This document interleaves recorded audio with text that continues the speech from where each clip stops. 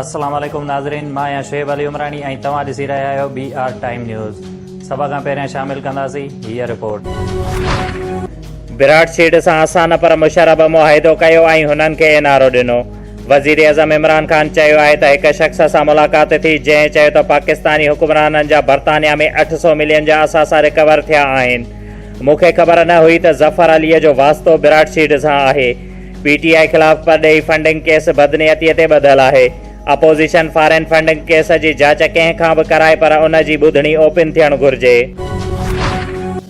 Peoples Party chairman Bilawal Bhutto Zardari हुकूमत खे घर भेड़ो करण लाइ PTM अॻुवाणनि आॾो तजवीज़ूं रखे छॾियूं।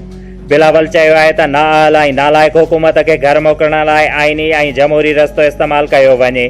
क़ौमी असेंबलीअ जे स्पीकर ऐं नालाइक़ वज़ीर आज़म लाइ बेएतमादी रिथ आंदी वञे। नून लीग विराट सीट मामले जी जांच लाइ जस्टिस रिटायर्ड अज़मत सईद जी सरबराहीअ में जांच कमेटीअ खे रद्द करे छॾियो। शाहिद खाकान अब्बासीअ चयो आहे त विराट सीट केस में केतिरनि ई परदानशीन जा नाला ज़ाहिर थींदा। मुआहिदे ते चेयरमैन नेब जी बि सही थियल आहे। अज़मत सईद विराट सीट सां मुआहिदो करण वक़्तु नेब जो डिप्टी प्रोसिक्यूटर हुयो। हुकूमत विराट सीट कंपनियुनि खे 1000 करोड़ रुपया अदा करे चुकी आहे पर ॿुधाइण लाइ तयारु न आहे त पैसा छो ऐं कहिड़े मक़सद लाइ ॾिना विया। घरू वज़ीर शेख रशीद विराट सीट मामले जी जांच लाइ जोड़ियल कमेटीअ जे सरबराह अज़मत सईद खे उहिदे तां हटाइण वारे इम्कान खे रद्द करे छॾियो। शेख रशीद चयो आहे त नून लीग चौधरी इफ्तिखार ऐं मलक कयूम जहिड़े जज खां जांच कराइणु चाहे थी। विराट सीट नून लीग लाइ पानामा प्लस साबित थींदो। सेनेट चेयरमैन सेनेट चूंडूं ओपन बैलेट ज़रिए कराइण जी हिमायत करे छॾी। सादिक संजराणीअ सेनेट चूंडुनि बाबति सदारती रेफरेंस में जवाब जमा कराईंदे चयो आहे त शफ़ाफ़ ऐं ओपन बैलेट चूंडूं क़ौमी मुफ़ाद में आहिनि। चेयरमैन जो 5 सफ़नि ते बदल जवाब advocate on record supreme court में जमा कराए छॾियो। स्टेट बैंक पारां व्याज जी शरह 7% ताईं बरक़रार रखण जो ऐलान। स्टेट बैंक जे गवर्नर रज़ा बाकर चयो आहे त असांजी मुआइशी हालत 2019 जी भेट में बहितर आहे। बिजलीअ जे अघनि में वाध सां महांगाई वधी सघे थी। आम वापे जी शयुनि वारनि अघनि में वाध जो इम्कान आहे। 82 लाखा रोड थाणे जी हद ॻोठ लंडूमरीअ में नबन मंगरियो जी ओताक ते पुराणे दुश्मनीअ तां मरी बिरादरी ऐं ख़ासकेली बिरादरीअ जे 2 धुरियुनि में झेड़ो।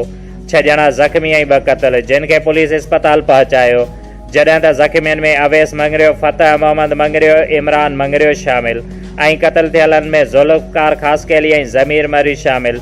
ज़रियनि मूजिबि 2 धुरियुनि में फ़ैसिलो हलंदड़ हुयो जंहिं सबबु झेड़ो थी पियो।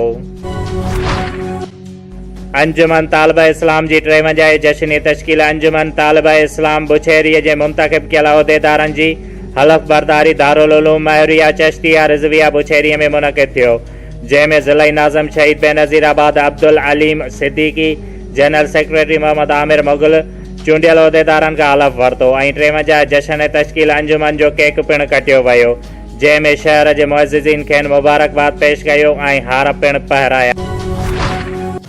भिरिया रोड शहर में महीनो अॻु नामालूम हथियारबंद हथां गोली हणी ज़ख़्मी कयल retired police एहलकार Pearson Zakir Hussain रखण ज़ख़्मनि जा सूर न सहंदे नवाबशाह अस्पताल में फ़ौत थी वियो।